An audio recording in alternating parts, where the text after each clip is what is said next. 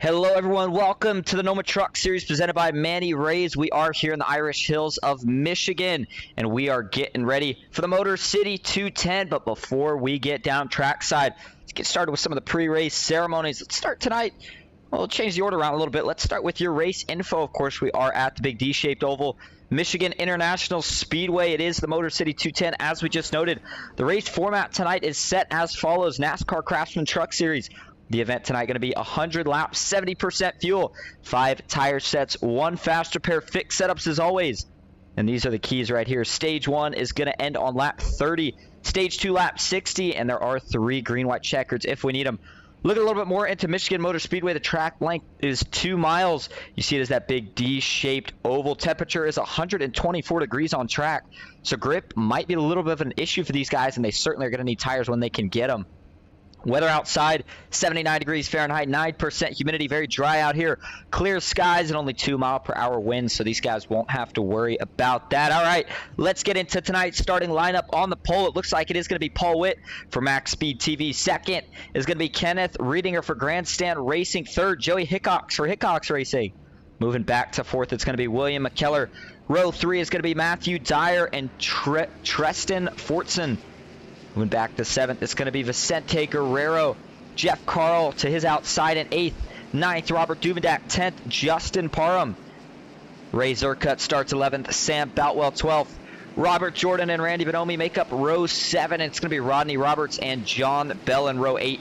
Russ Kilgore 17th. 18th, Jay Stinson. 19th, Richard Hurst. 20th, DJ Madish. 21st, Alex Gray. 22nd, Robert E. Morrison. 23rd, Matthew Fritz. 24th, Albert Hewins. And the last truck in the field tonight, the driver from Florida, that's Guy Braco. Let's get down, give your pole sitter some credit here. I'm telling you though, ladies and gentlemen, tonight it's going to be a little different than what we've seen the last couple weeks. Michigan is a track where the draft is going to play a big, vital role tonight, and that is going to mean that we are going to see a lot of great 3, maybe even 4-wide racing. And we are getting excited as you see Paul Witt has the autism awareness scheme on. It's a good looking paint scheme on the truck, and he is going to give everybody the best view of it as he is starting on the pole tonight. He is your current points leader, and we'll see if he can come out that way. Kenneth Riedinger not too far behind, and he is another one of those drivers looking to have a good race. He has shown dominance throughout the season, and we will see what Paul Witt can do here tonight. Pace car getting ready to pull off as we work our way out of turns 3 and 4 here. We are getting ready to go green for 100 laps tonight at Michigan. Who is going to win it? Pace car's off, looking for the green flag as they roll now up to the Geico restart zone. The NOMA Truck Series is green at Michigan. Paul Witt gets a pretty good jump, but Kenneth Riedinger is going to lean on that right rear, trying to get a big draft down the front stretch. Big side draft, if you will, but further back, looks like they're already thinking about fanning out. And this is going to be my favorite view all night. It's going to show these guys really start to spread it out. I think early everybody's going to keep it a little bit more considerate. Cold tires, the sketchiest part about Michigan here. Everybody kind of riding that middle and high line. You won't see anybody quite hooking the yellow here. But up front, the 429, Paul Witt takes the lead. Here comes Joey Hickox on the bottom. He is going to see it. Now the 24 is going to look to the middle of both of these guys. It isn't going to happen. Joey Hickox slams the door. Oh, he got loose. Did he go around? He saved it, but he's going to fall back. Now he spins it. Joey Hickox, oh, that's a big hit into the barrels. Through the grass he goes, no caution. And this is a bad start tonight. Now caution flies. And that is what you worry about here at Michigan on those cold tires. These things, the back end wants to come around. That's why usually you'll see guys stick to the high side. Joey knew he could make some ground up in a hurry, though, if he dropped low. Unfortunately, didn't work out too well, and he took a pretty good shot into that inside. The barrels, if you will, on pit road. Probably hit the worst place that he could have, but let's go back and take a look at it. He initially saved it, but then on the comeback up, that was where he got finished off. Let's back this up. This is going to actually start the middle of 3 and 4. And I'll play this nice and slow for you here. I want you to watch the 31 here of Joey Hickox. See, he's on the bottom right here. He's really, really trying to hook that yellow. You see it gets loose. Let's back this up just a little bit more here for you. Yeah, you see it just comes around all by itself here. He's trying to hold out low line. He knows he can't get up the track. Paul Witt's there, and the back end's just going to start coming around at this point. He realizes that he's not going to be able to save it, so he's going to try to get out of the throttle. Does a good job right here. He does hold on to it, but that slight, just ever so slight overcorrect. Looks like he does get it straightened up here coming up the track, and it looks like Ooh, him and Matthew Dyer in the 2 machine. They're going to make some contact, and that is what's going to send Joey down through the grass right here. And watch this hit to the barrels. He's trying to avoid it, but when you're in that grass, there's not turning. Wow, almost got that thing upside down. Luckily, it stays on all 4. Looks like all the damage was contained to the side, but the hit was big enough that I think he may have to end up using a fast pair, but we'll have to see. Either way, not a great start to this race for Joey Hickox. And he does bring out our first caution. Going back live, taking a look at Joey here. Looks like he still has that damage, so he may not think it's too bad up front. The 429, Paul Witt is your current leader. Kenneth Rittinger second. William McKellar third. Vicente Guerrero fourth. And Robert Duvendak rounding out the top 5.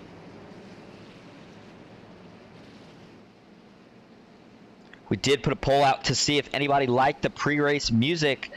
It looks like we got 7 votes. Pretty good accuracy in this one, and it looks like 85% of you said yes. So whoever does not like the pre-race music, I'm sorry, but as long as the majority does, we'll keep playing it. A couple guys in the chat already. Good to see everybody in here. Southern Broadcast Gaming Network. Let me tell you something, guys. Make sure you go check this guy out. Richard Hurst. I have not watched a full broadcast, as usually I just don't really get time to. I don't even get time to usually watch my own broadcast. But I took a look the other day, and Joey was in here telling me about it earlier. The graphics this guy is putting on are probably some of the best that you'll ever find, and the commentating is just going to get better and better each race as he learns more and more about these guys. And part of the thing I really like that he's doing here is he's out here running with these guys tonight. And by doing that, Richard Hurst is getting himself a good chance to learn more about how everybody races, and that is going to help him in the booth, speaking from a personal perspective. So the driver / broadcaster out of Auburn, just show him some love over there at Southern Broadcast Gaming Network.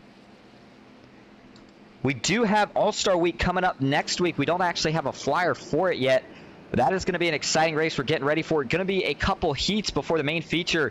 Going to have a lot more throughout the week to come. And, of course, next week during the broadcast, we'll actually get you updated on it. Make sure you don't miss out. That is going to be our transition week when we go from this race, which is the last race in the regular season, over to the first race in the playoffs. And tell you what, Paul Witt looked pretty good there on that restart. Again, I think if we could have got a couple laps under our belt, we might have saw the race and pick up a little more. Again, this track, you do want to save your tires. It's flat out for all these guys. Well, just about flat out for the first couple laps. In fact, this next go, we'll take a ride on board. But if you want to save your tires and you're hanging in that draft, you're not going to want to necessarily go full throttle. Clean air here at Michigan, though, gives you a little more downforce on the front. That is what you are going to want. That's what all these guys are going to be looking for. All right. We have got the 1-to-go signal. That means we're going back green this time. Only 5 laps into this 100-lap affair so far. Don't forget that first caution, or scheduled caution, rather. We already have had one. Is going to be on lap 30. We'll see if we can go green the rest of the way, and it's going to be interesting on if everyone has enough fuel mileage to make it for both of those first stages, and then we'll have to see what kind of strategy plays out for that third stage.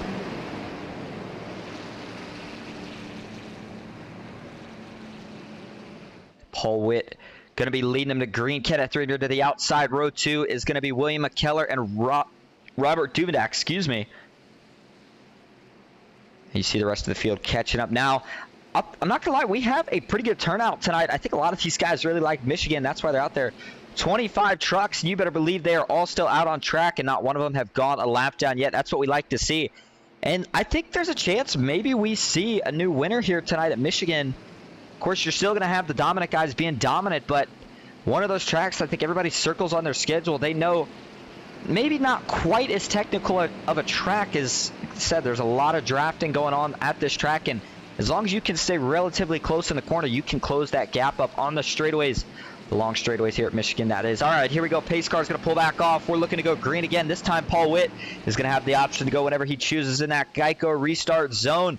We'll see if he can get a good jump. What can Kenneth Rittinger do on the outside to follow him? Green flag back in the air. Paul Witt gets a great jump. Will he try to go up? Sure enough, he does. He wants to keep both of these lanes as even as possible. He realizes the outside's more lined up. Now he goes back low. Watch for him to go up here, get as big of an arc as he can down into turn 1. Everybody behind him. And you hear right now on this first lap, they're definitely going to stay full throttle as they continue to work their ways through the gears. We'll have to keep an eye on track temp, see if it goes up or down. Right now, it's still hanging around that 124-degree mark. Paul Witt staying low, breaking the draft from Kenneth Rittinger on the top right now. Now the 24 is really pinching that 75 down low. William McKellar playing with fire on cold tires, but he makes it stick down the front stretch. Kenneth Ridinger's going to jump out of line. He goes low. Can he get around Paul Witt into turn 1? Side by side, Robert Duvendak's going to try to get a little shot. Oh, he gets turned off the front bumper. Can he hold on to it? He does, but they're wrecking out back. The 17's around. The 98's in it. Caution back out. We're going to have a couple of these guys piling in here. That's Jeff Carl in the 98 that looks like got the worst of it. And as Nancy was just teasing me about the fact that we're not going to go green the rest of the way, she is proven right. That brings out your second caution of the night here. And we have not run an actual green flag lap just yet. But I'm going to keep faith in these guys. I'm telling you, it's just something with those cold tires. But that looked like Robert Duvendak trying to get all he could, and unfortunately just was not quite clear that time. He saved it, though.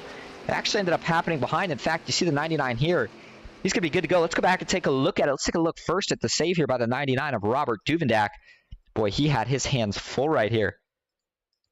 You see, he's just not quite going to get clear. He's trying to split, take these guys 3 wide.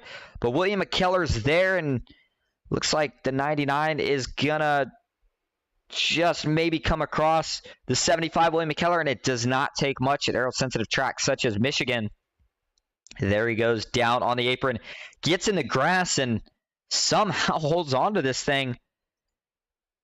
Little tap of the brakes there, but further back, you see the 17 on the unfortunate side of that.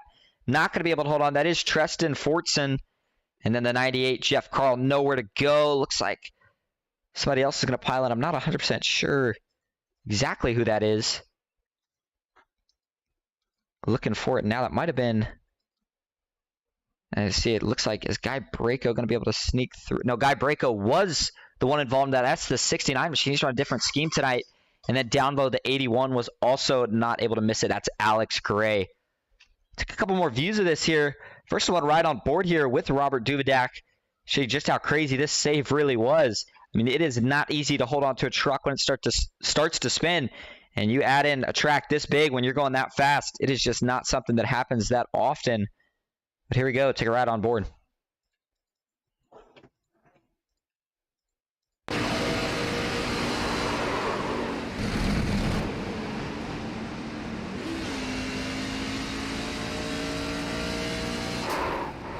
We'll back this up now. Take a view here where the wreck's going to happen in terms of with the 98. There's the spin by the 17. The 98 over to go. Looks like the 5 might have got some damage as well. Not sure how bad his was. Oh, man, I don't know how they didn't make any more contact right there. Boy, that certainly got close. One more view of it here from the nose of Jeff Carl.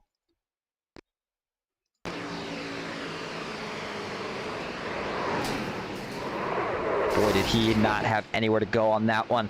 All right, up front, 9 laps in of 100. We are almost a 10th of the way through. It's like Robert Jordan changing up the strategy a little bit here. He is your new leader. Vicente Guerrero second.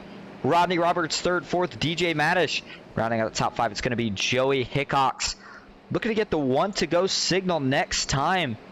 And as we await to go green here, let's see if we can pull in somebody. Let's pull in, let's see what, let's pull in Paul Witt here, your pole sitter. See if we can get a quick word with him.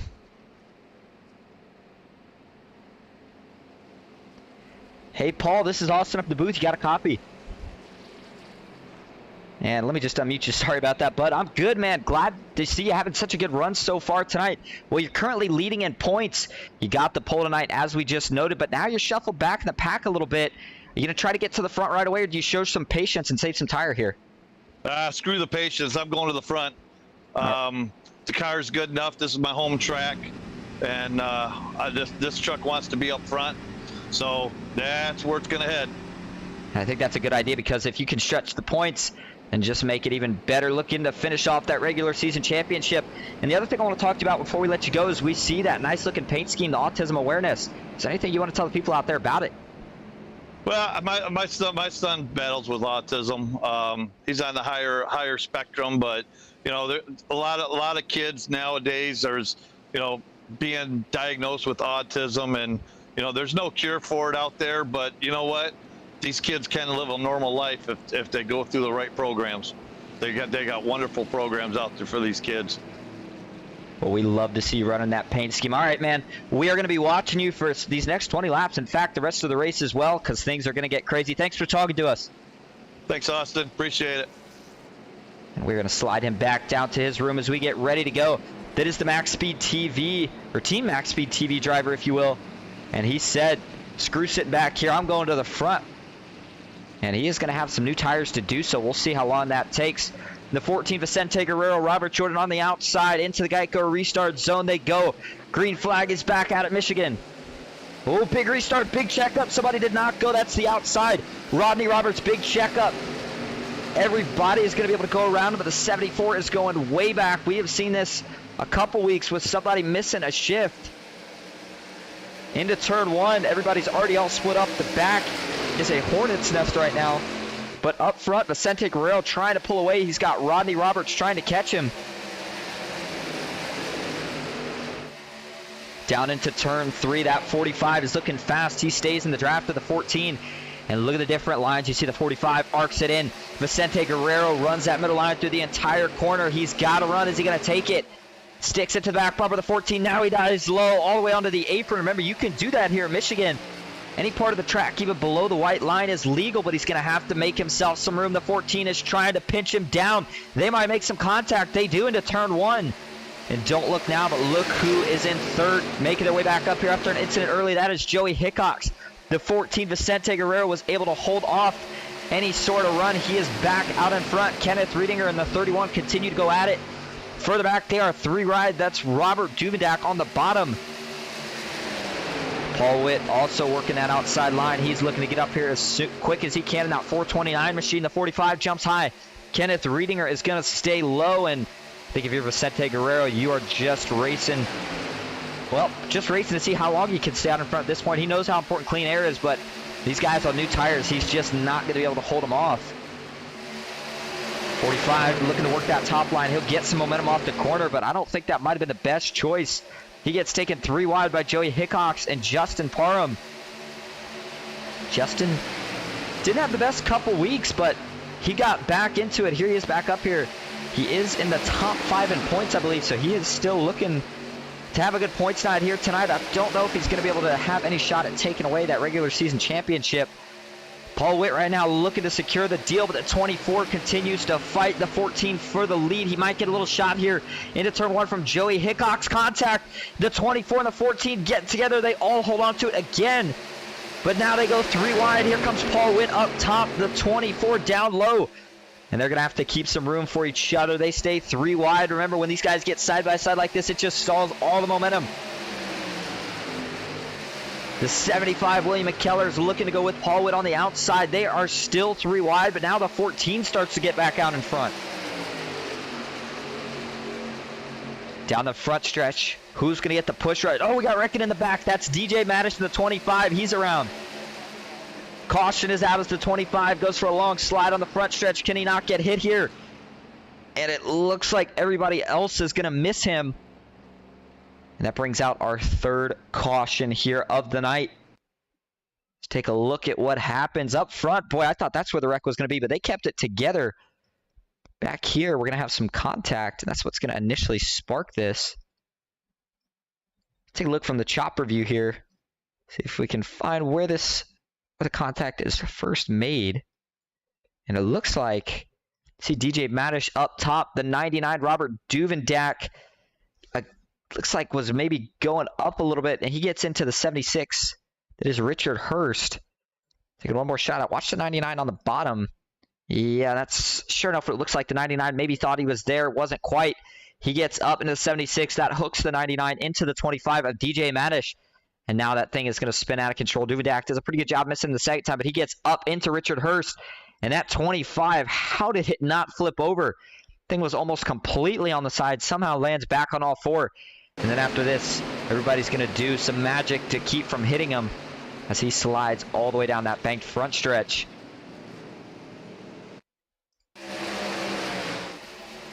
Boy, that was a big, big impact. That outside wall for the 25. That is going to definitely be a fast pair for TJ Maddish. Let's get right on board with him. And watch this thing go vertical almost.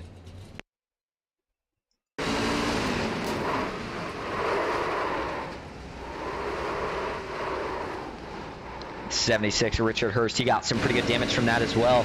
It'll be interesting to see if he decides to use his fast spare, though. I'm not sure if it was as bad. And there's some sportsmanship. Looks like 43, Robert E. Morrison's giving a little push to the 25, so he does not have to tow and potentially go a couple laps down. That's what we like to see. Attaboy, Robert Morrison. He pulls into the pits. I'll tell you what, we have not had a chance to go through the running order so far tonight because the action up front has been so crazy. But now they're under caution. Let's go ahead and do it. Let's go from, I think we'll go to first to last tonight. Looks like Vicente Guerrero is your current leader still. Paul Witt in second. He is going to be looking to take that lead right here. Third, Kenneth Riedinger. Fourth is going to be William McKellar. Fifth, Justin Parham. Sixth, Ray Zerkut. Seventh, Rodney Roberts. Eighth, Russ Kilgore. Ninth, Jay Stinson. 10th, Matthew Dyer. Another Matthew behind him, but it's a Matthew Fritz for Hickox Racing. Rocking the Manny Rays paint scheme. He's having a pretty good run. Up 12 spots already from where he started. And he is going to keep trying to go forward here on this next restart. 12th, John Bell. Randy Bonomi, 13th. Albert Hewins, 14th. Jeff Carl, 15th. Treston Fortson currently sits in 16th. Joey Hickox, 17th.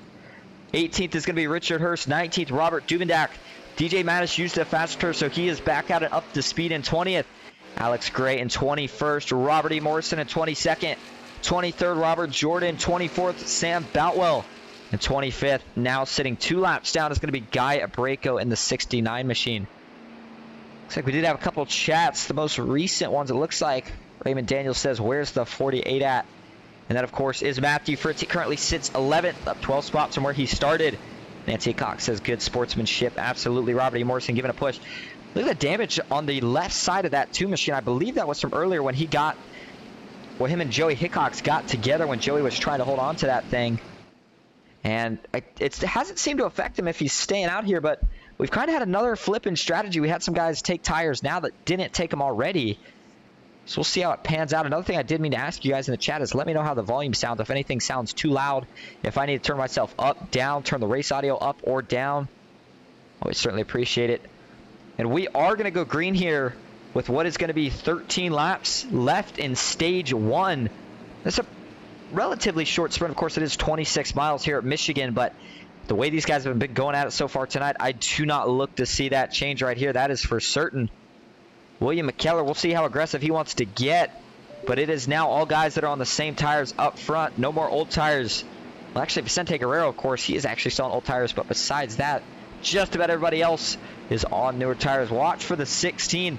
Ray Zerkut to make some moves here on the outside. Same with the 28. Back into the Geico restart zone. Riding on the back here of Vicente Guerrero. He gets another good jump. Green flag back in the air. Is he going to jump low? No, he's going to stay high. He wants to keep those guys as side by side as he possibly can. The longer he does that, the longer he can stay out in front. Down into turn 1, you see these guys shift and the backfire out of the pipes. Take a look at the dashboard speeds that these guys are going to get up to. They are still getting up to speed, but watch for that second lap. Fresh tires, that is where you're going to see some of the fastest speeds further back. Matthew Fritz in the 48, he is looking to make some progress. I mean, Jay Stinson, those R2 teammates giving a little drafting there on the back. Not quite bump drafting, but now Randy Bonomi, another one of the Hickox Racing drivers, he's going to try to go down and get past the 5 and 2. That's John Bell and Matthew Dyer. Up front, though, Vicente Guerrero still leading. Paul Witt is knocking on the back door now as they get to about 190 miles an hour down into turn 1. These guys are flying now. Paul Witt looks to the outside. Kenneth Riedinger sitting really close behind him. He doesn't want to get too close. That'll get that truck really upset. And that high group's going to have a lot of momentum right here. The 14, though, slams the door. Paul Witt, does he look low? Sure enough, he does. Gets a side draft into turn 3. He has not been able to get clear just yet. He is going to try a slide job, though, this time. Can he make it stick? That 14's got momentum. This thing's not over just yet. We'll see if Vicente Guerrero thinks about taking it. Gets a big draft up to the 429. He is just going to push. I think maybe he realizes he doesn't quite have the tire, but now he's going to go by. He saw the 24 make a move. They're going to go 3 wide into turn 1, the 16. He is looking to maybe try to get in this battle for the lead. That's Ray Zerkut. And Vicente Guerrero just about able to slam the door on Paul Witt, but not quite. The 429 now has the preferred line. And we will be coming to 10 laps to go in stage 1. The 24, Kenneth Riedinger. He's got nowhere to go. Justin Parham up top. They almost went 4 wide. Now they narrow back down to 3. And I am extremely impressed right now with Vicente Guerrero. He is holding all these guys off. I believe he has slightly older tires than the rest of them. Down the front straightaway, he's got no drafting help, though. That's really going to help that 429 of Paul Witt. Just about clear. He's going to have the momentum off turn 2, and he should finally be able to close this battle off. And sure enough, he is going to do that. The 14's trying to hang with him. But he can only do it for so long. William McKellar got really loose. The 14 tried to slam the door on Ray Zerka, but he wasn't quite clear, and he's going to have to stay to that bottom a little bit longer. Looking back here, Russ Kilgore in the 28.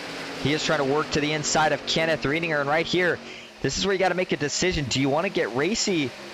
Do you want to just stay and save some tires where you are? I'm telling you, Michigan is one of those tracks. If you save some tire, we have a long run. These guys are going to start coming to you all of a sudden, and it's going to feel like you are on brand new tires compared to guys that are on 80 lap tires.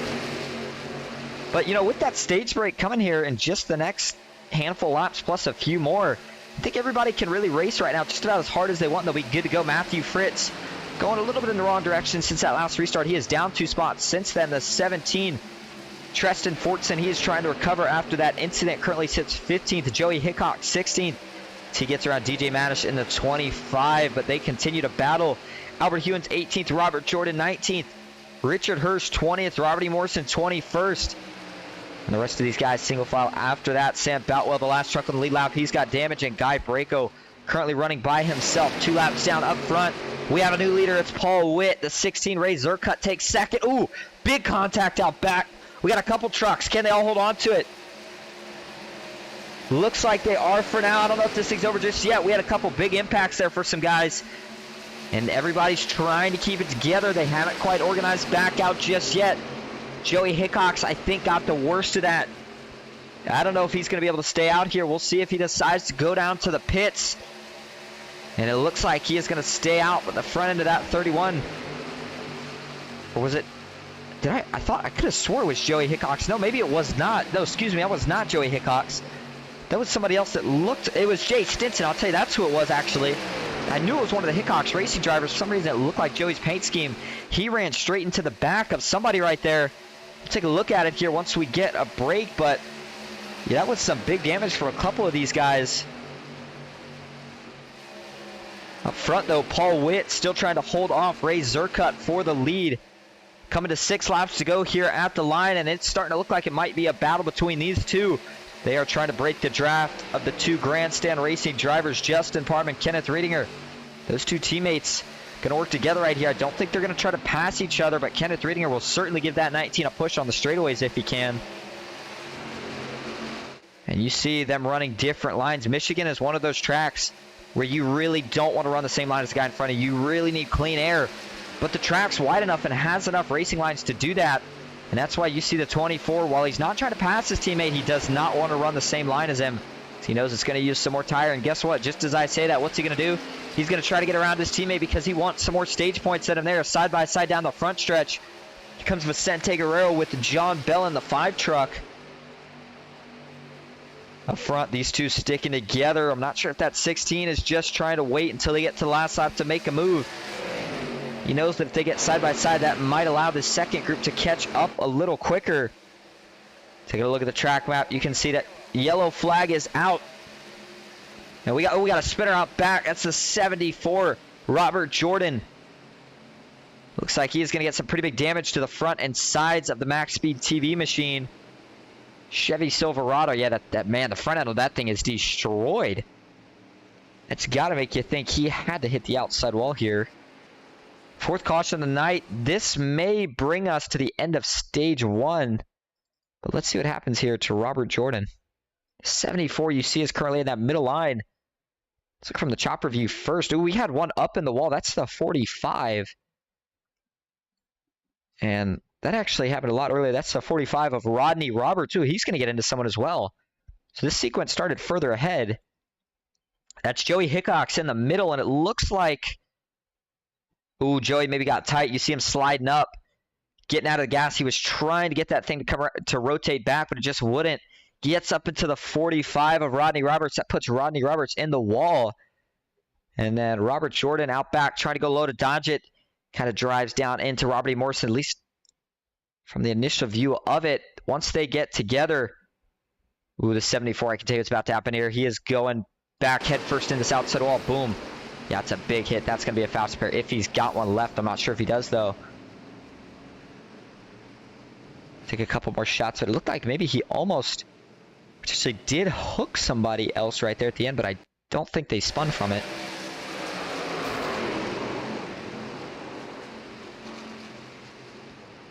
Oh, man, what a dodging effort. I think that was Richard Hurst. Oh, my goodness. We're going to have to take a ride on board with him, but we'll give you one more shot of the accident first.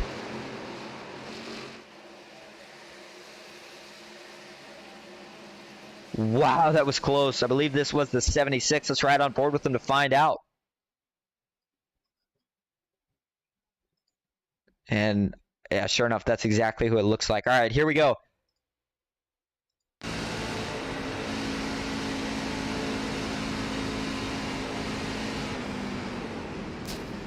Oh my goodness. So close that it actually initially netcoded. You saw there and gave him damage. But the damage went away because, of course, it was just a netcode, thankfully. Going back live, it'll be interesting to see if we get the green flag here or not. We currently are on lap 28 of 100. If they get the 1 to go signal this time, then they would indeed, I believe, have a 1-lap shootout for the stage. Because remember, the caution would fly on the start of lap 31. But I'm not sure if they're necessarily going to have time for a 1-lap shootout. Here we go. We'll have to see. The pace car keeps the lights on or turns them off. And another thing that we're not 100% sure on is if they count the stage winner by when that caution came out right there, or if they go ahead and have whoever's leading when the actual lap of the stage ends. And if they do it that way and we stay under caution, we'll go to Robert E. Morrison. But I'm surprised to see some of these guys pit. Paul Witt is staying out. That makes me think that they may have a chance at restarting this thing. Let's see. And it looks like, sure enough, the lights are going to go off. We're going to have a 1-lap shootout here for stage 1. Boy, this is about to get really wild. These guys are going to have to be nice and careful. Don't want to do anything silly right here. I know a lot of these guys want points and want to race, but at the end of the day, it is only for a stage, and don't want to tear your truck up. Robert E. Morrison, he does have some damage on the front end, so I got to believe that thing is not going to be the fastest out in front, and I think Paul Witt might be in prime position to steal the stage right here. He's been dominant all night. We'll see if he can show that dominance right here for one more lap. Remember, after stage 1, stage 2 is going to be just about, well, the same distance, technically a little shorter because we're going to actually run some caution laps during it, but that caution will be scheduled to fly on lap 60. Things have been maybe a little bit more messier than I honestly thought they'd be so far here at Michigan tonight, but when we have seen the racing's been great so far, and as the night goes on, that racing is just going to keep getting better and better. But what you don't want to see is a caution late, because Trent tonight has been cautions bring cautions. Justin Parham, look for him to go 3 wide here as well. He does have his teammate Kenneth Riedinger, and 43 actually just going to pull off here. I'm not sure exactly, maybe the 43 was just looking. Oh, and I'll tell you what, I'm not sure what the 43 is doing here. Either way, looks like he's fallen to the back, so that's going to make Paul Witt the leader on the top. Justin Parham, the leader on the bottom. Row 2 is going to be Kenneth Riedinger and Ray Zerkut. 1 lap to go in stage 1. Here we go. Who's going to get it? Green flag is back in the air. Paul Witt did not get a good jump. Now he missed a gear. And these guys have really been struggling with restarts tonight. Oh, we got one in the fence hard. Yellow is back out. Now we're going to end this thing under caution. Oh, we got a couple in the infield. Oh, this one's a mess. See a lot of smoking trucks. I mean, a lot. At least 3, if not even more. Boy, this one tore up a lot of guys. I see at least 4 or 5 trucks smoking. Oh, my goodness. The Joey Hickox, he's going to be okay. Robert E. Morrison may have had the right strategy. Sam Boutwell is destroyed. And that means that your stage 1 winner should be Justin Parham for Grandstand Racing in the 19 machine. And he didn't have to work too hard, at least on that last lap, to get it. But he has been pretty fast so far here as well. And he indeed takes stage 1. Kenneth Riedinger, he needed those points. And Paul Witt, looks like he's going to come home 5th, but it's kind of a chain reaction, another restart that didn't go as planned. And let's first ride on board so we can see exactly what happens here with the 429. Come into the restart zone, and let's actually see. Well, we can't see, unfortunately, what gear he's in. All right, here we go.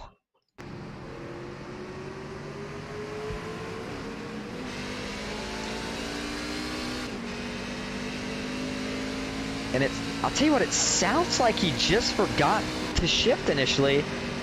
And then the chaos from that point kind of just started behind him. And it looks like one of those things. We saw something similar with Joey, where it looks like maybe he was sitting in fourth or something, unless of course he found, but it sounded like he was sitting in fourth and maybe didn't get down to first or second. I believe these guys are starting in second, and that's what kind of caused that chain reaction. But let's try to see this chain reaction here a little bit better. Watch from the blimp cam here. Let's go all the way up to where this is going to start with Paul Witt. And we'll see how this is going to track back. You see the 16, the 14. It's a little bit slow here for you once they get to Reckon. The 19 goes just fine. 16 realizes it, and then this is where you have those big gaps. Guys accelerate, and then all of a sudden there's nowhere to go. The 14 gets into the back. The 16 gets to the back. The 429. The 66, he makes more contact, and then further back. Watch. I got to change camera view here, so we're going to get hidden from the building. Yeah, I mean, the stack up effect to 66. There goes the 5 down the track. At this point, it's on. I mean, these guys are all piling into each other. The 76, Richard Hurst, nowhere to go. The 28, Russ Kilgore. The 47, wow, the 28 almost flips over as well. Wow, the 75 of William McKellar, same ordeal. There goes the 43 of Robert E. Morrison and Sam Boutwell. They're both going to hit that inside wall pretty hard. Take a look from the pit lane cam. And actually, I want to take a look from this view from when the incident straight up started. I think this is going to give you one of the best views of this whole incident from start to finish. Here we go.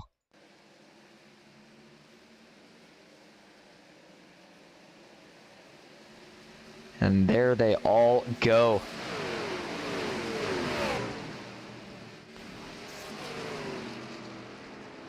One more shot here from the cockpit of William McKellar.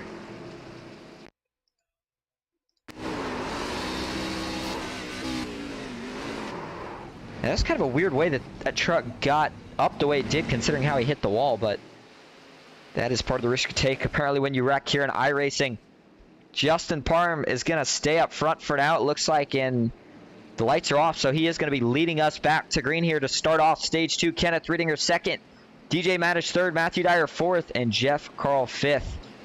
I believe Joey Hickox was telling me earlier about, and I think his situation was similar. He went to shift down, and he accidentally shifted to the wrong gear, and that's what made it look like he maybe initially missed a gear, blew up. But either way, a little bit of a different case here tonight with Paul Whitten. We would normally try to get a word here with your stage winner. In this case, it would have been Justin Parham, but I'm not seeing him in here tonight, so unfortunately it's not looking like I'm going to be able to get a word with him.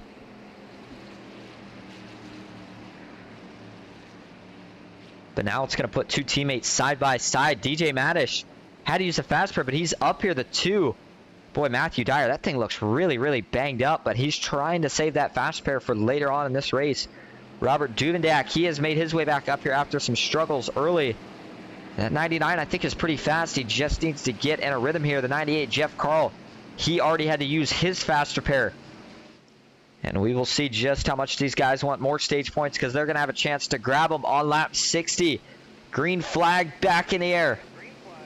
The 19 gets a really good jump. We'll see if he jumps up in front of his teammate, Kenneth Riedinger. Sure enough, he does. He doesn't want that 25 getting any draft any more than he needs to, at least.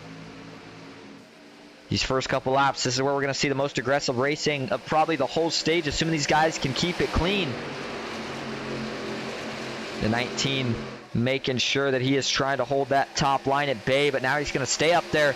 That gives the 24 of Kenneth Riedinger a really good draft down the backstretch. And into turn 3, ooh, Matthew Dyer. Almost a little contact there between him and DJ Madish, but they don't make any.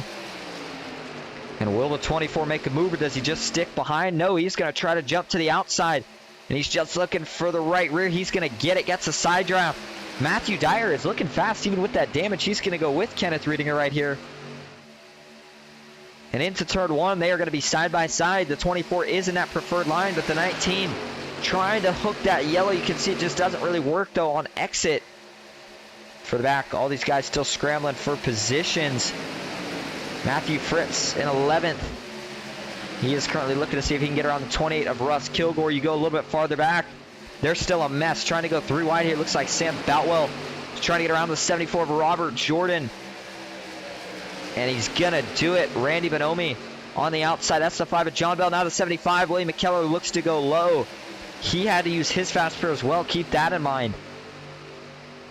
It looks like Southern Broadcast Gaming Network, that's Richard Hurst, let us know that he did have the wrong gear. Not him, but Paul Witt says it checked up the whole top line. 3 wide further up front. Speaking of Paul Witt, there he is going around Matthew Fritz. The 14 Vicente Guerrero joins in on that. The 47, Sam Boutwell, still hanging side by side with the 5 of John Bell. And they're going to try to get around DJ Maddox. Just give the 55 of Albert Hewins a shout out tonight. He's having a good run, currently sitting in 13th, up 11 from where he started. But he is still on the move, so we'll see if he can continue to go that way. Or continue to go in that direction, if you will. But up front, Kenneth Riedinger has taken the lead. But unlike most tracks we've seen him lead on, and I don't think this will be the case tonight, he's not going to pull away, I don't believe. The draft is just too much of a factor here in Michigan. And they would have to go a really, really, really long run for tires to be enough of an effect. Ooh, further back, Vicente Guerrero maybe kissed the outside wall. Paul Witt falling back. I couldn't tell if that was him or Paul Witt. I think it was the 14. Matthew Fritz is going to jump around that 429, still sitting in 11th. But again, tire wear here in Michigan, it does matter. You can lose positions, but I don't think you'll have to worry about losing the draft. The tires more or less play a role on if you have a shot at going for that lead and how hard you can battle other guys that you are currently around. Looking at that track map again, you see they are pretty darn spread out. Richard Hurst currently sitting 4 laps down, and it looks like Tristan Fortson is in the pits. Alex Gray, the last truck on the lead lap. He currently sits in 23rd. Robert E. Morrison, 22nd. Rodney Roberts, 21st. 20th, DJ Mattish, 19th. Guy at Braco, 19th, DJ Mattish. 18th, Robert Jordan. Randy Bonomi, 17th. John Bell, 16th. Albert Hewins, 15th. William McKellar trying to claw his way back through the field. He sits in 14th. Sam Boutwell, 13th. Matthew Fritz and Paul Witt are going to be 12th and 11th. Then it's Vicente Guerrero in 10th. Russ Kilgore, 9th. Joey Hickox, 8th. Jay Stinson, that's one of the Hickox Racing trucks. Wow, I'll tell you what, that damage you got earlier, I know I said we were going to go take a look at it, but we had a caution for crazier things, so we forgot to. But that was a checkup. We had one truck get in the wall and a couple guys that couldn't check up, one of those being Jay Stinson. I thought that damage would affect him more than it is, but that truck still seems to be pretty fast. Ray Zercut in 6th. 5th is going to be Jeff Carl. Robert Duvendak up to 4th. Matthew Dyer 3rd still. Justin Parham 2nd. Sitting behind his current teammate Kenneth Riedinger, who is in 1st. These guys not going to have to worry about any lap trucks anytime soon, as there is none on the front stretch or even turns 1 and 2. You have to go all the way to halfway down the back stretch to find one of them. But speaking of that damage though with Jay Stinson, like I said, it doesn't seem to be affecting him now. I think the thing that would concern me more for this 13 truck is usually when you have damage, no matter how light it is, at tracks such as Michigan, when you have new tires, it seems to still be okay, but once those tires wear on a long run, that's where the damage really starts to get you, where that downforce is much more important because grip has gone away. But we'll see how it fans out for the 13. The 24, Kenneth Riedinger, he's trying to stretch out a little gap. You see it gets to about 2/10 out of 4, but watch how much it closes up here on the straightaway. Justin Parham follows him all the way down, all the way back up, and that time it closed in over 1/10 of a second. And that's what makes Michigan such a hard track to pull away from the rest of the field on. And if you can somehow find a way to do that, you got a dominant truck here for the night. Further back here, looks like everybody's still hanging pretty tight. Randy Bonomi, he is starting to fall off the pack. So is John Bell, DJ Mattish. And then this is kind of that second pack, which is going to be Robert Jordan, Rodney Roberts, and Guy Braco. Robert E. Morrison by himself. And then you have Alex Gray currently sitting on pit road. So now Robert E. Morrison looking like he is the last truck sitting on the lead lap. But it's about a 5-truck battle for the lead right here. They should be matching each other's lap times. In fact, we can take a look at it here. Justin Parham and Kenneth Riedinger, that is. And taking a look at it here. I mean, there you go. A couple laps. Looks like Riedinger will be a little bit faster. A couple laps, Parham will be faster. But with that top 4 about to be a top 5. Ooh, Jay Stinson. Almost got some contact there. Looks like he's going to be okay here, but the 28 Russ Kilgore is looking to get around him. Joey Hickox, that's his teammate, maybe trying to help him out a little bit. They're going to try to go 4 wide here. Got to be careful. Paul Witt might have saw that because he slides back in line.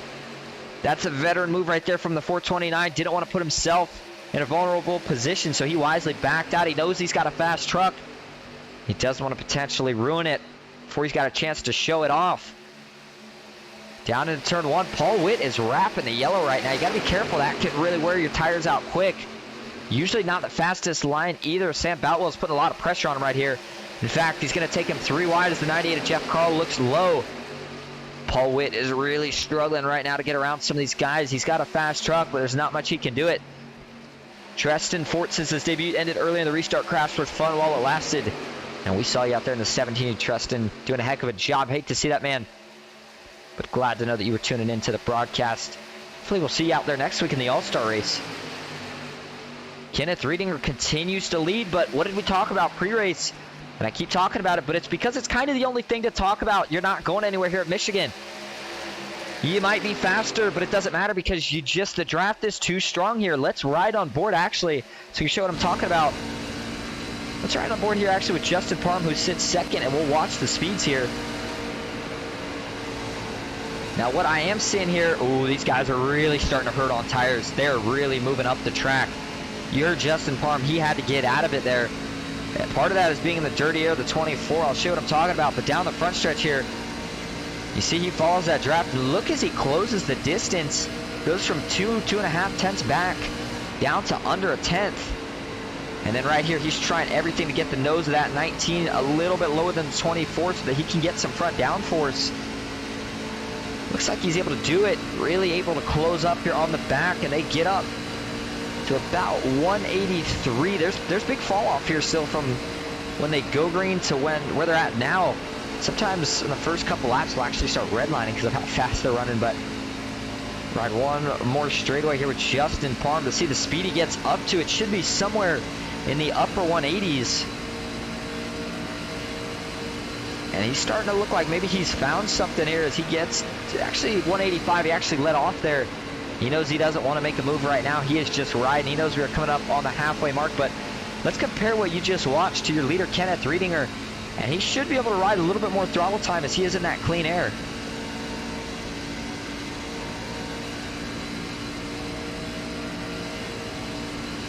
Take a listen. Yeah, you hear it. It sounds like he's able to pick up the throttle a little bit sooner. And it doesn't sound like those tires are sliding as much. He doesn't have to use them quite as much. So he's going to try to make sure he can keep that lead. Got it early, and once... Oh, but now, just as I say that, boy, guess who came out of nowhere? It looks like that's Paul Witt, unless he had an issue here. Paul Witt is actually... That's him getting lapped here, about to get lapped. So he must have went into pit. Yeah, because he's on new tires. He's flying by these guys. I'm not sure exactly what happened with the 429 of Paul Witt. That's quite interesting. We'll have to maybe get a quick word on that at the end of the stage. But yes, that is not the battle for the lead. The battle for the lead is still between these two, as it has stretched a little bit. Now they go low. They're going to pit here. We have pit stops, so that's what it's going to be. I thought these guys would be good to go. This is interesting. Of course, 70% fuel, so this... I'm very surprised to see these pit stops, but the two Grandstand Racing teammates, they're going to go in together. And we'll see if this is a pit stop that everybody's coming in on or just a certain group of guys trying a certain strategy. But that's going to hand the lead over to Robert Duvendak. We'll go over to him in just a second. See who wins the race off of pit road right here. And it looks like DJ Madish in the back, maybe coming off pit road. There's the field. These two trying not to go a lap down the field now, just exiting 4. And they are working their way quickly down the front stretch. These guys are going to have to hustle. They can't get back on the track. Boy, Kenneth Riedinger did not have a good stop. He is way behind his teammate Justin Parham, and he might be in danger here of going a lap down. Robert Duvendak, your current leader, he's riding that top line. You see these faster trucks. Those are guys on new tires, and you can see how much a difference new tires makes. In fact, I want to compare a lap that Joey Hickox just ran to a lap that one of these leaders, such as Robert Duvendak, are currently running. And there's Hickox versus Stinson. Can we do it this way? It looks like, oh, unfortunately we cannot. So I guess we're not going to take a look at that right now, unfortunately. But the point is, they're running some fast lap times. Actually, I take that back. Give me one more chance here. We're going to figure this out. There we go. That's how I wanted to show you it. So look at the lap times here for Joey Hickox. That's what I want you to focus on. That's that top lap time. Looks like he was running 39.9 and 40 flat. You change that. Go up here to Robert Dundak, who's out. I mean, that is over a second and a half worth of time that Joey Hickox is making over Dundak each lap. So I think if you're going to stay out here for too many laps, I think at that point you just got to commit to staying out and go for the stage points. The rest of these guys maybe going to stay out, try to get some track position, and stick to a one-stop strategy for the rest of this race. Waiting to see pit stops, at least from any more of these guys. Russ Kilgore, he's going to make his way into the pits right here. Looks like he is going to be the only one of those trucks to go in this time. The rest of the field continues to stay out. It is now 10 laps to go until the end of stage 2. Robert Juvendak currently sits in first. It's going to be Sam Boutwell second. And guess who's up to third? Matthew Fritz, the 48 Manny Rays machine. Albert Hewins up 20. Well, actually, Matthew Fritz and Albert Hewins both up 20 positions each. That is very impressive from where they started. Currently sitting third and fourth, respectively. Jeff Carl, fifth. Seth Tegarero, sixth. Robert Jordan, seventh. Russ Kilgore still sitting in pit road. He is eighth. Paul Witt, ninth.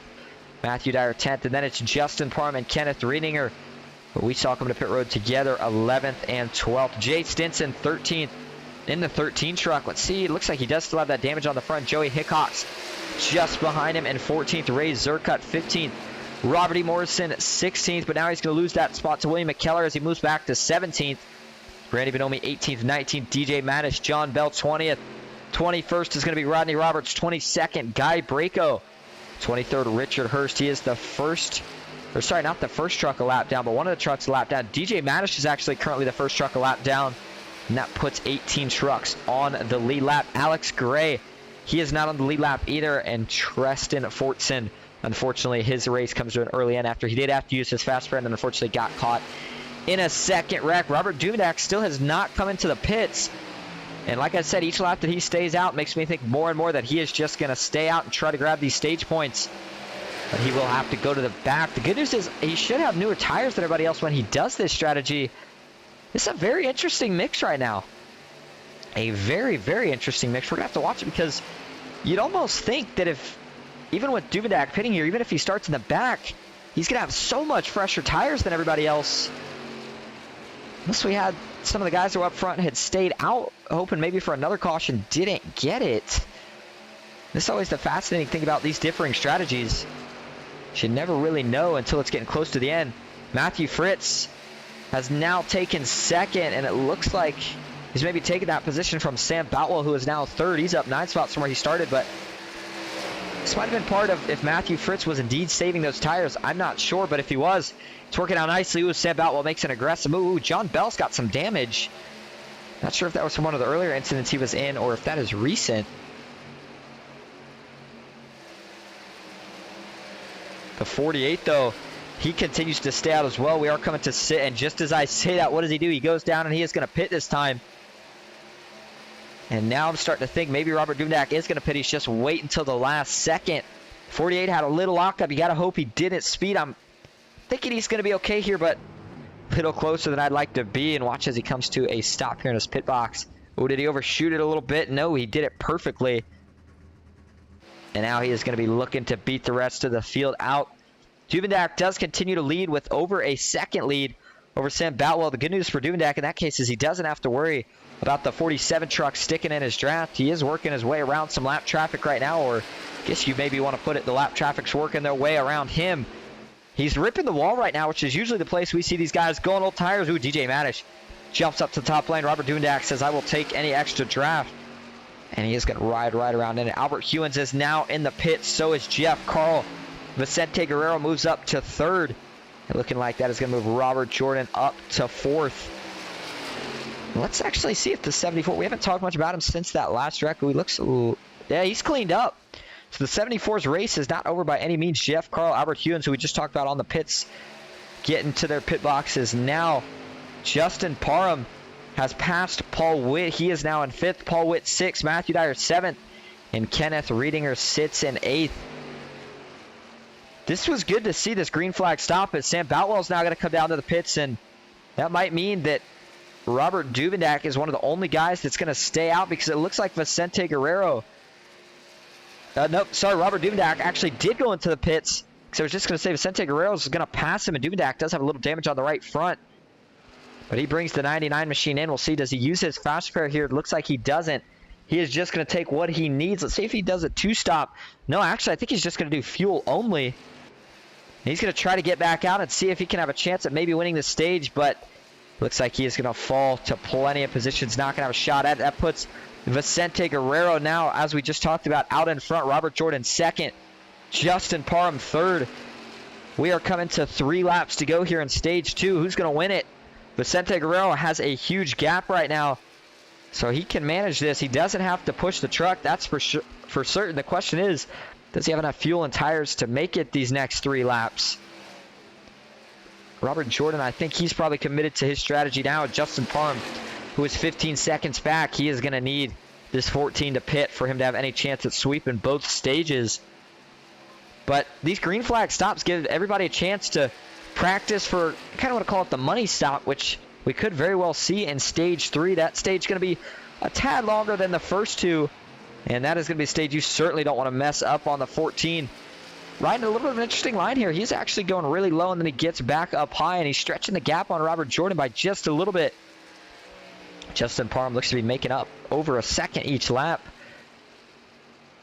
But next time will be the white flag for stage 2. And that means he just does not have enough time at all to catch him. There's the 74 Robert Jordan. There's Justin Parham on the same front straightaway. No, he's not going to have a shot. Never mind. I take that back. Matthew Dyer. Little 3-truck pack here. It's going to be him, Paul Witt, and Kenneth Riedinger. Kenneth Riedinger, he has got the same tires, same strategy as Justin Parham. Unfortunately, had a bad pit stop, so he went from being in front of Parham to now behind. But he's trying to work his way around. These 2 guys almost caught up into the outside wall. And he's going to have to show a little bit of patience here as he's going to work his way around the 429 machine of Paul Witt as soon as he can. But Witt's going to throw a block here. Kenneth Ringer goes all the way to the apron. You can do that here at Michigan, but it's not going to work. Now he slides up. Paul Witt, he's got to be careful here. He would have to hold him off for another lap. I don't know if that 429's got enough to do it, but he is trying. You don't want to block too many times here. You get yourself in a position where all of a sudden you are faced the wrong way. Now the 429 up high. Paul Witt, he's going to try to work the low line. Can he make a slide job happen? He can't. Kenneth Riedinger's going to get there, and now Paul Witt can only try to side draft, but I don't know if he's got enough. He makes it stick for now. He's got to hang on the left rear. Can he do it? He still hangs around. Into turn 3, I think he's maybe going to be able to hang out. But up front, Vicente Guerrero out of turn 4, coming to the line. He is going to win stage 1, and actually sounds like he coasted to it. Sure enough, he did. He may have been close on fuel or something. He coasted to that win, but how about it? Heck of a finish. Or, well, heck of a strategy, I should say, in the terms of the finish there. Vicente Guerrero, this guy's one of the best super speedway racers you'll find, but here he is getting it done at a track that has pretty similar properties to super speedway, and there's the caution. Bad news here is it sounds like he's sputtering, so it's going to be a little bit of a struggle here for him to get around to the pits. In fact, what he's going to have to do is pit right here, and the pits aren't open, so he is going to most likely get a black flag for that. And that is not a good thing for Vicente Guerrero, but he doesn't really have much more of a choice, unfortunately, right now, as he is out of fuel. Tell you what, let's actually keep it here on Vicente Guerrero, and we'll see if he can make the pit road again. Michigan's a long track. You certainly don't want to run out of fuel just past the start-finish line. If you're going to do it, you want to do it closer to the line so you can make it around. But I'll tell you what, let's get an interview here with Vicente Guerrero. Actually, let's give him a second to get into pit road, get things situated. We'll talk to him after, because before then, we are going to take a quick side-by-side break, but we'll go Ghost Racing Network side-by-side. Well, I guess I just said that. We'll be right back.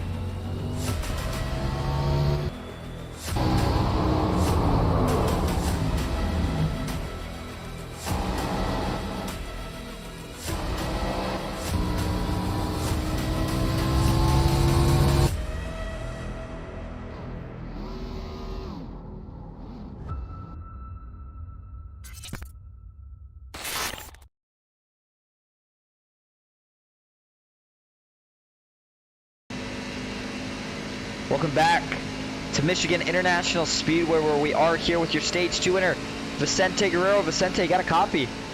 Yo, what's up? All right, man. Well, that was a pretty crazy stage ending, not because it was a photo finish, but because I believe you were out of fuel coming to line. Tell us about it.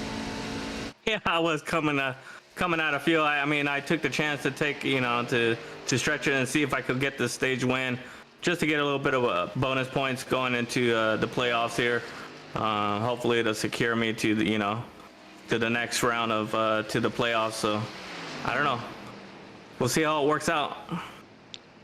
Well, I think it was a good strategy call overall. Of course, you are going to have to start at the back now here for the final stage, but there's plenty of laps to go. It's been a crazy race. Do you think that truck's good enough to get back to the front in those 40 or a little less than 40 laps?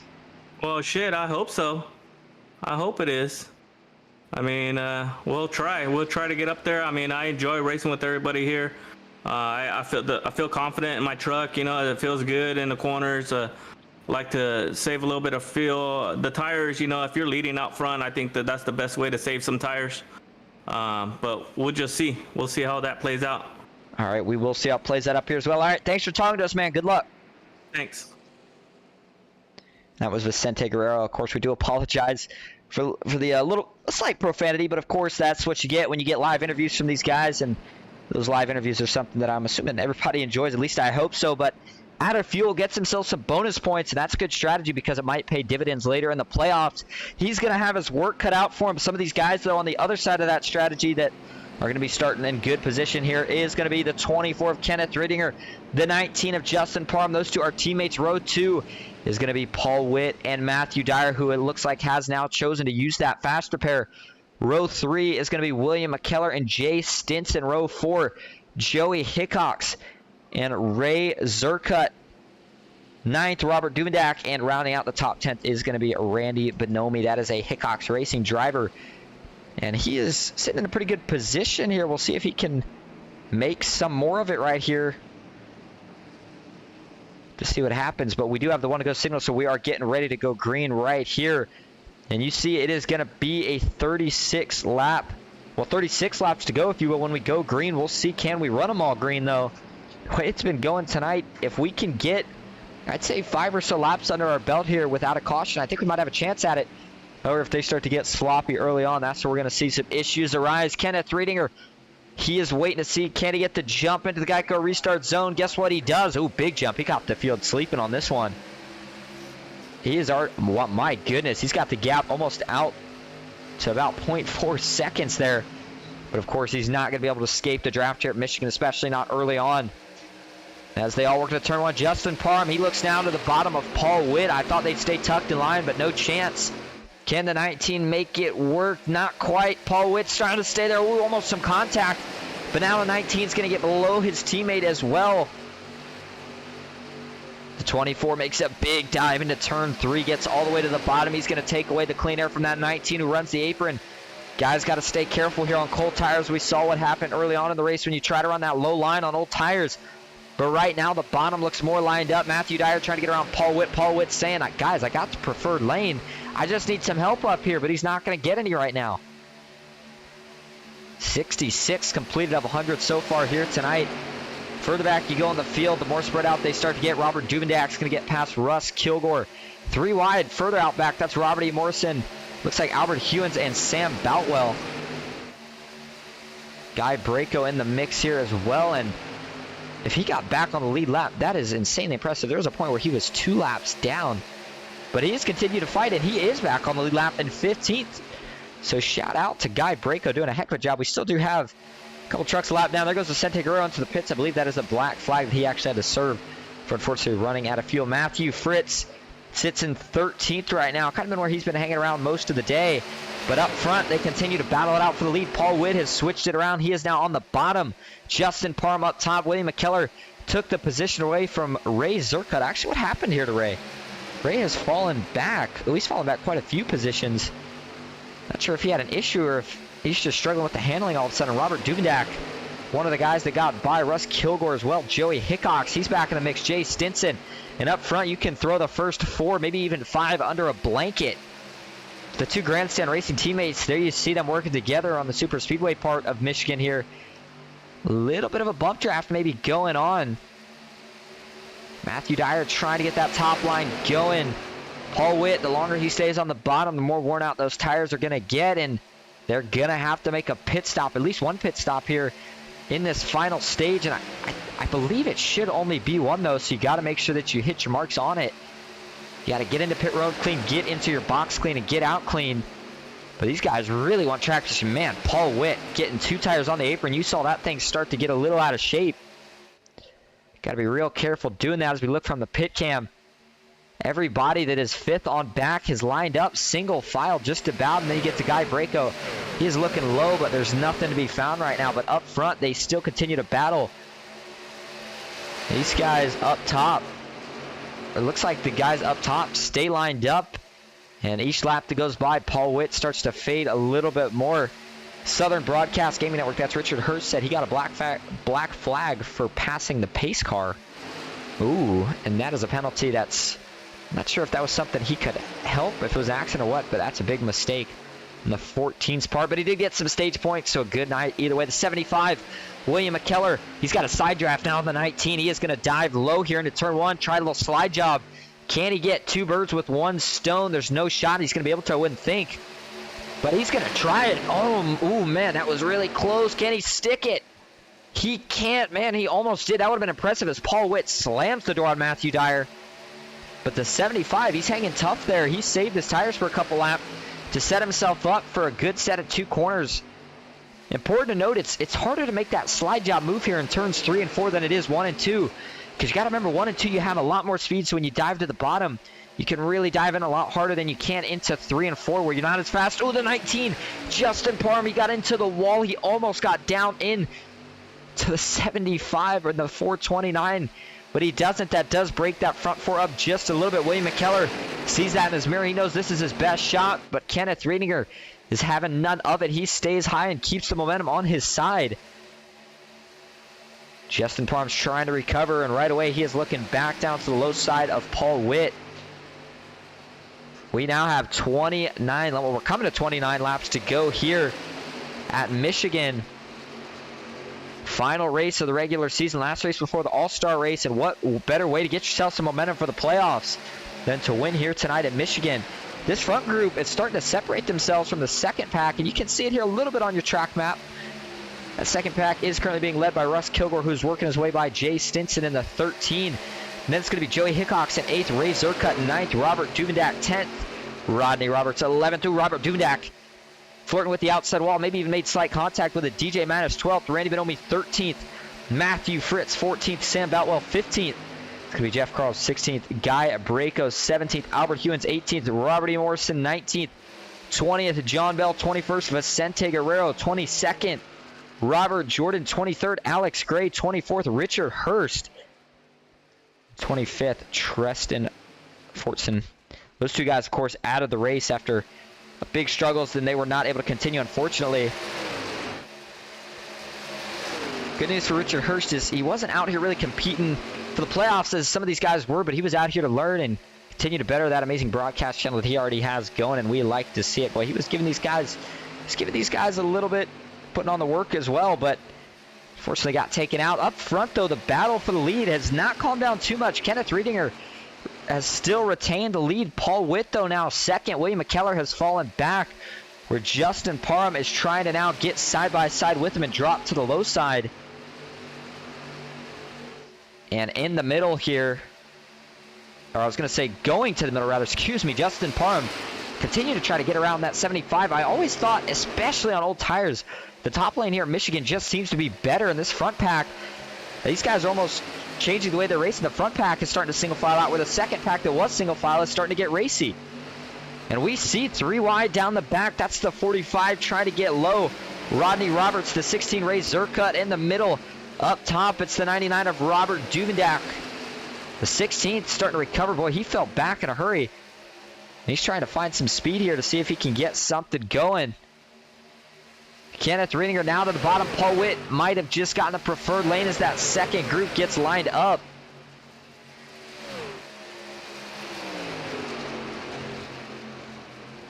"75 laps in here. We are going to be 25 to go next time. And what better time than to do a NOMA Truck Series Crank It Up. Here we go.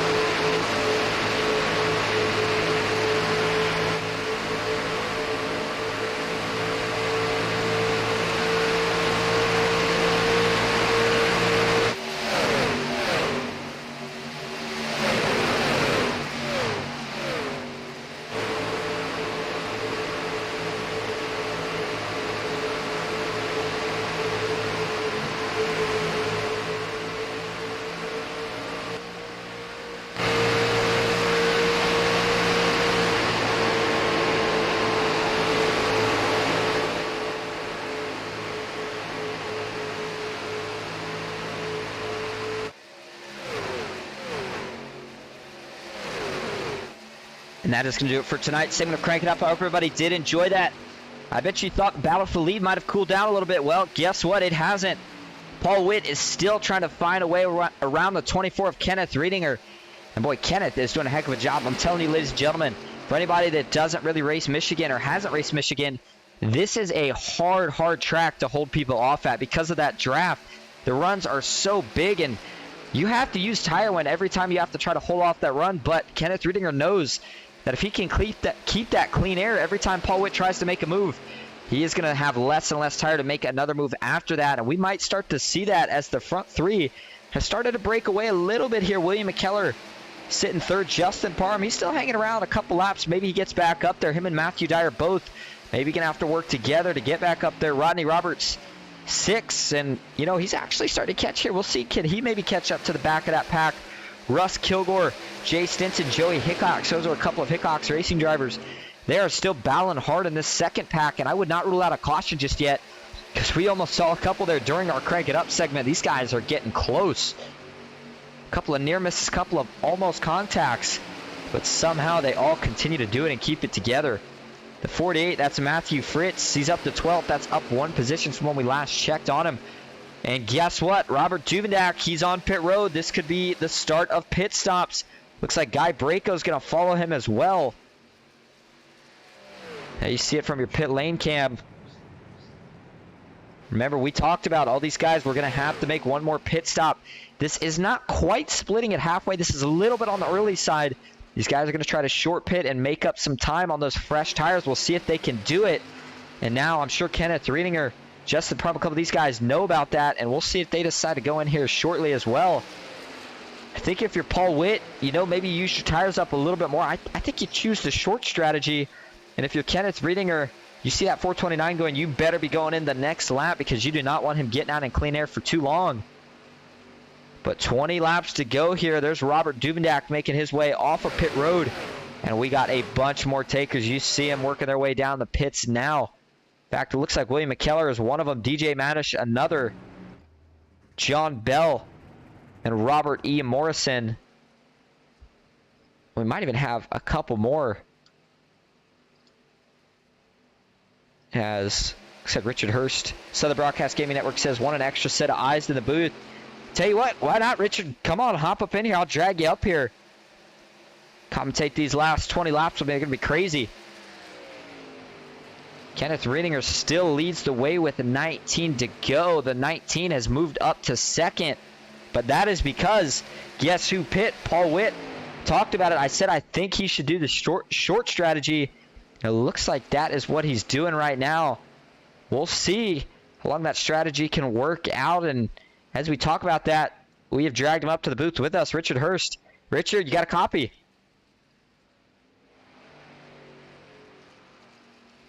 And we will give him time to get set, but he's up here with us for when he's ready. Up front, though, it's still Kenneth Riedinger. But here he comes down to pit road with Justin Parham. He saw that the 429 went in. He does not want to lose too much time. He knows he's got maybe the best truck, man. I don't know. It's close between him and Paul Witt. But him and his teammate Justin Parham now both on pit road. And we are waiting to see how this is going to pan out. We'll do that camera, one of my favorite cameras here at Michigan, because it's going to show you that battle that could become the battle for the lead. And do we have you yet, Richard? Yes, I am here. All right, well, good to see you, man. These last laps are going to be crazy. Unfortunate that your night came to an end early, but what do you think of this pit call by Paul Witt? You think it's going to work out? You know, I do believe it's going to work out. You know, he will have enough fuel to make it to the end. He'll be on those fresh tires, so therefore he will be able to make up a lot of time. But how much time is it that he's going to make up is going to be the question. Can he make up enough time to actually stay out front? That would be my question, because once these other guys go in and pit, you know, they're going to have a very fast lap times. He's going to be falling off just a little. Well, the good news here for Kenneth Riedinger is that he didn't fall all that far back. He really didn't, actually. So, you know, I was thinking Paul Witt would maybe come out a quarter to half a track ahead, but he didn't.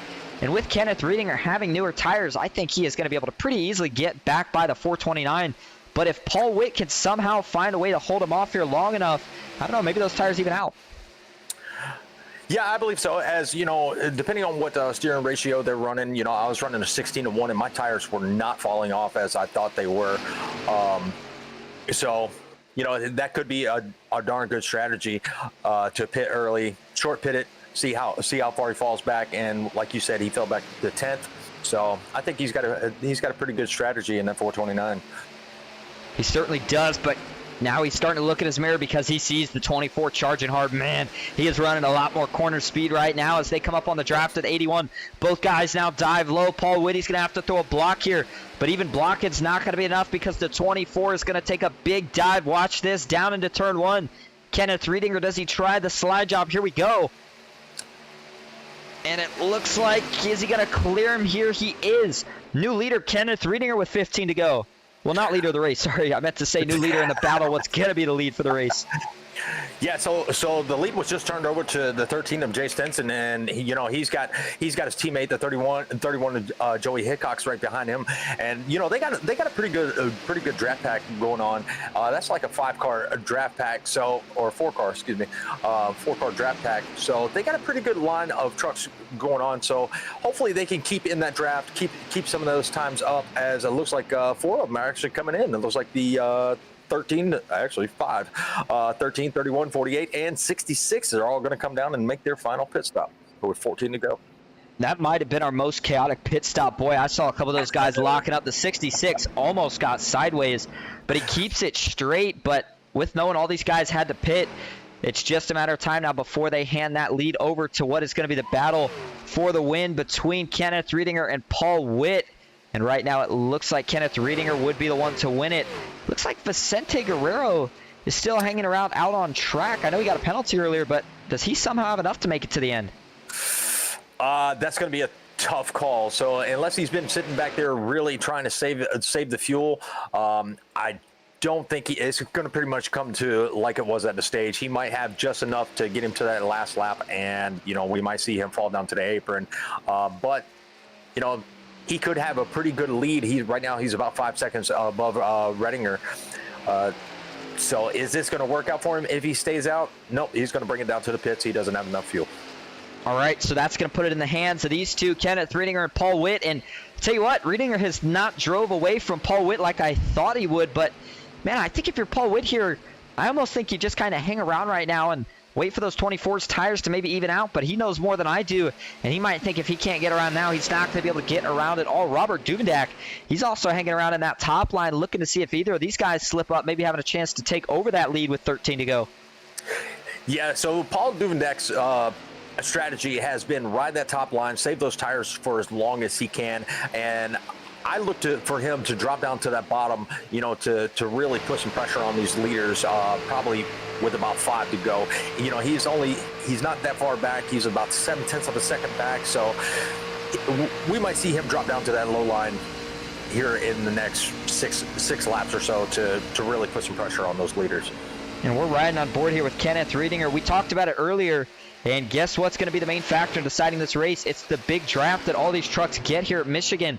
If this was any other track with the tire strategy, you got to assume that Kenneth Riedinger would have been gone by now. But Paul Witt, all he's got to do is run a decent corner, and these long straightaways give him that opportunity to close up. Robert Duvendak is still hanging out at about 0.8 behind the leader. But if he could somehow get close enough to catch enough of a draft off Paul Witt, he could be in this battle. You see Kenneth Riedinger, he's starting to snake the draft. This is what you usually see Indy cars doing, but he is doing everything he can to keep Paul Witt from getting to his back bumper. Now we see the 429. He is going to look low again into turn 1, but there's nothing there. And this is what Duvendak really wants to see. He wants to see these trucks, really battle side by side, because that's going to allow him to really make up a lot of time on these two. They are going to slow down. He's going to speed up because they're going to be trying to battle it out. That's what he's looking for. And here comes the 429 again. He's going to look down low. And we're just going to take one more quick look throughout the field here before we keep it up front for the rest of the way. Keep it to the lead lap cars. Vicente Guerrero is the last one on the lead lap. Boy, Matthew Fritz must have had a bad pit stop. He has fallen to 19th, still up 4 from where he started, though. Looks like towards the middle of the pack we have Joey Hickox, Jay Stinson. That's a pair of Hickox Racing drivers. Ray Zerkut in 10th. And then going up to the top 5, it's William McKellar in 5th, Robert Duvendak 4th. Justin Parham now up to 3rd. Watch for the 19. Can he make a run here late? Paul Witt 2nd, and Kenneth Riedinger still leading, but Paul Witt is going to try his luck again into turn 3, gets a side draft, dives it down low, still not going to be enough. Yeah, so Parham, he does have, better tires, it looks like. He does the slide job coming out of turn number 4. He sees the leaders right there within, a second. I believe he might have what it takes to catch these leaders, especially with the side-by-side action that they're really putting on. Now he's already cut it down to a second. So he is coming. He's coming for that lead, and he is charging very hard. There you see he's riding in that middle lane, and he's already under a second from these leaders. So he looks like he has the right strategy as these two are still battling it out for that lead. Yeah, that was a good note because we kind of saw him and Duvendak almost switch there. It seemed like Duvendak was hanging close and hanging fine, and then all of a sudden just fell off a cliff. I mean, he's already back to almost 2.5 seconds in just the last lap and a half. So the strategy for the 99 maybe not working out so well, but Justin Parham on the other end of it, I think if these two can go side by side maybe a couple more times, that will be all the 19 needs. He's got it down to almost 0.8 of a second, and he is making time in the corners, which tells me maybe he's got better tires than both of these two, and he can steal them one here at Michigan. Well, better tires. He probably was riding that high line. He pitted at the same lap as the 24. Witt pitted at lap 81, and Duvendak pitted at 79. So he's got older tires, and that's why you really see him dropping back. Now Dyer, he just passed Duvendak for that 4th position, so he is in the picture too, as he is making his way up. He's only about a second back from Parham, so I wouldn't count that 2 of Dyer out. Well, just before we had pit stops, your top 5, well, what is your top 4 right now, plus William McKellar, who currently sits 7th. He still might make up some positions, but the battle for the lead now is starting to shape back up to these two. Looks like Justin Parham has fallen a couple tenths since he was making that big gain, and part of that is because these two aren't getting racy anymore, and I know it's slight, but Paul Witt now is starting to slowly fade as he runs the bottom. I don't think that's the place to be, but as you see, Kenneth Riedinger just continues to work, try to break that draft. He knows that Paul Witt's tires are really starting to feel it compared to his, and each lap that he can pull away just a little bit is more and more of a chance that Paul Witt falls out of the draft. And I think if he falls out of the draft, that might be a wrap. But just as I say that, he is going to try to battle it back down low, running that low and middle line. Kenneth Riedinger gets all the momentum, though, off the backstretch. And Paul Witt, does he get to the outside? No, not quite. So while you were calling that for the lead, look who's coming into 3rd place. That's going to be Matthew Dyer, and Matthew Dyer is going to have about 5 laps to really make something work, as he's going to take over 3rd place position. He is about 1.2 seconds back from the leaders, and I believe he's got what it takes to actually catch up to them as they are battling out for the lead. He's about 1.2 seconds back and closing. So I look for that number 2 to actually be up here challenging for the lead. Now 1.1 seconds separate the 24, the 429, and the 2. What continues to surprise me is we almost keep seeing these guys make a big run. They just about get there, and all of a sudden they fall off a cliff, because what we saw happen to Robert Duvendak is starting to happen now to Justin Parham, as he's almost back now 2 seconds after closing it to almost 0.8 of a second. But Matthew Dyer on the other side of that has it now down to just under a second about Kenneth Riedinger, though. He is going to try to lead him around 4 more times here. And don't forget, if we take that white flag, there will be no more cautions. And does Paul Witt have anything left in the tank, anything to try on that last lap if it comes down to a battle between just these two? I think he does. You know, he is sitting there pretty much hanging out. He is challenging, but he is not challenging everything he has. You know, you see him make a run for the bottom line, but now you see him kind of saving those tires. 24 is utilizing the bottom line, so he's going to use up a little bit more tires than the 429. But once again, here comes Dyer. Now he's cut it down to about 0.7 of a second. He's going to have the tail end of that draft of that 429. So now 0.6 of a second. He's going to catch him probably by turn number 3. He is, and I think he needs to get just a little bit closer, because, you know, he does have the draft, but the closer you get, the stronger that draft becomes. And they went through wider on that lap truck. That's going to be what Matthew Dyer wants. Wow, he just cut that gap by about 0.2. Paul Witt, no battle for the lead. Can he take it here into turn 3? He's going to have to try a slide job. Kenneth Riedinger's going to lay it on the right side. He doesn't want him to get up. These two got to be careful. Matthew Dyer's going to have a run. If they make any contact, he is going to go blowing by both of them on the bottom. And they are going to be side by side as they're coming down to the tri-oval, and they're going to touch doors just a little bit coming to the start finish line. And here comes that number 2. He is going to have them right as they get into turn number 1, and there you see the 24. He's going to try to pinch that 429 down as low as he can, so he cannot make that slide job. But I believe he's going to be clear here. But the 24 is going to have a run, and he's going to be in the wall.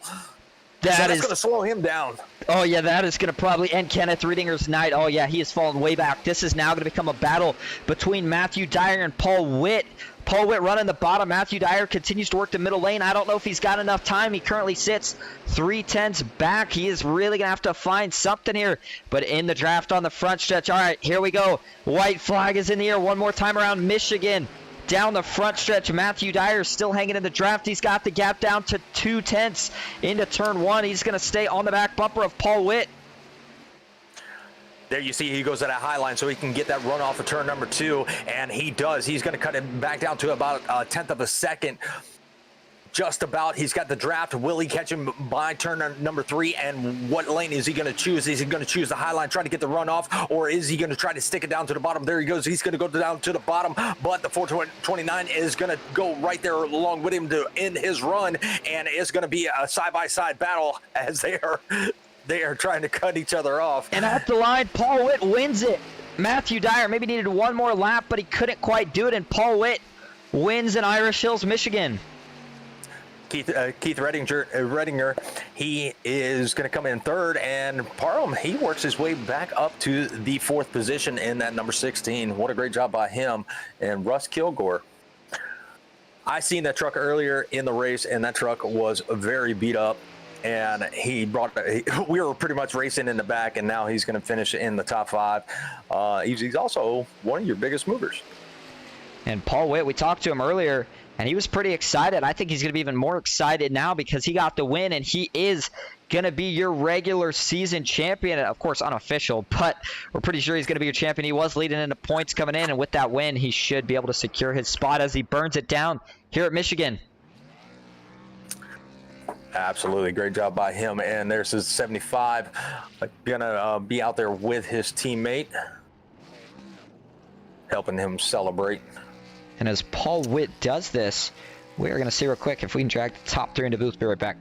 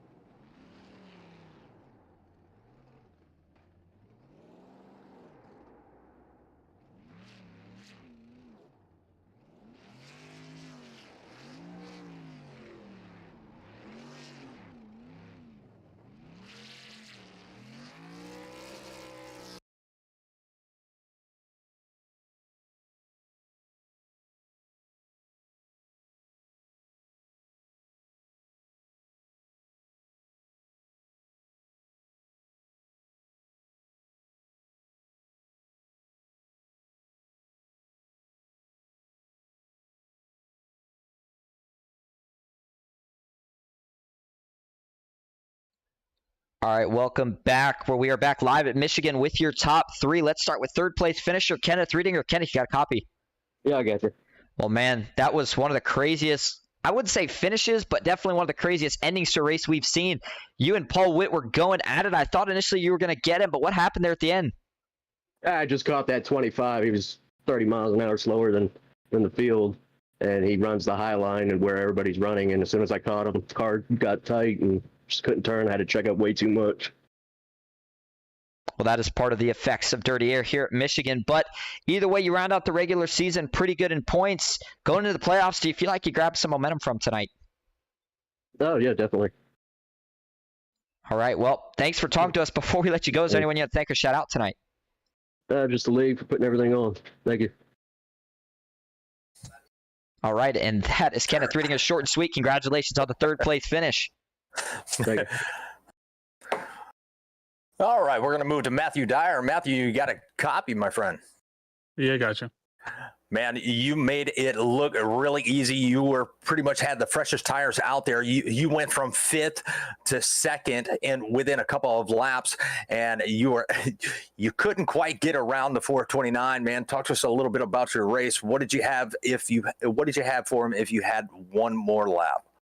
I mean, the start of the race, didn't quite go too well when Joe got loose, and I had left front damage until the end of stage 2. So it's kind of just riding in stage 3. I found myself towards the front.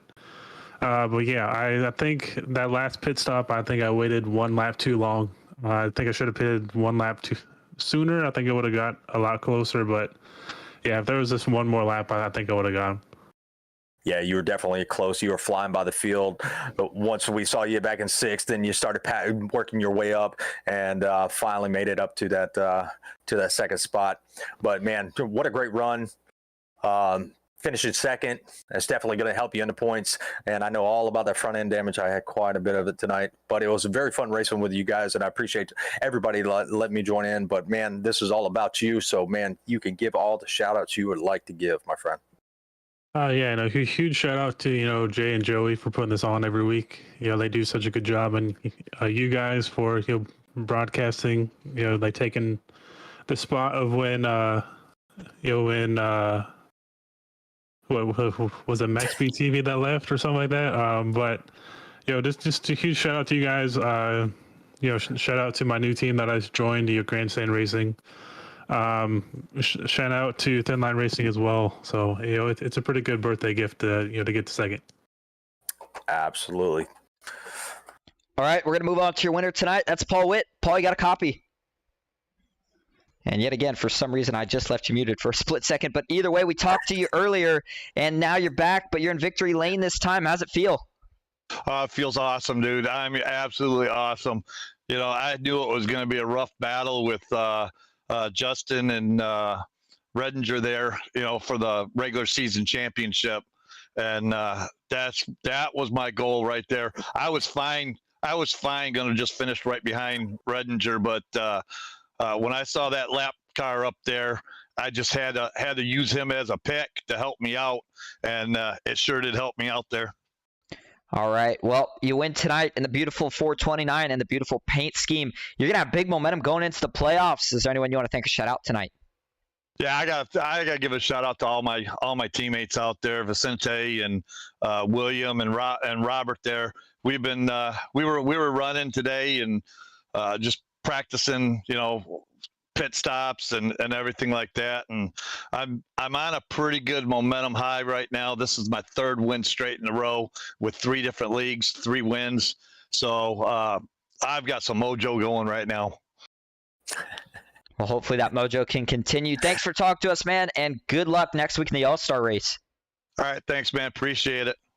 Thank you. Ladies and gentlemen, your winner, Paul Witt. Let's go over the results now. Finishing first tonight, we just talked to him. Of course, that was Paul Witt. Second, Matthew Dyer. Third, Kenneth Riedinger.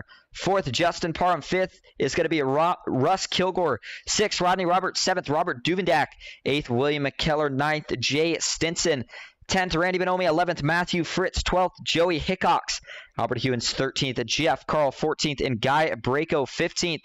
Robert E. Morrison, 15th. 16th is going to be Robert E. Morrison. 17th, John Bell. 18th, Vicente Guerrero.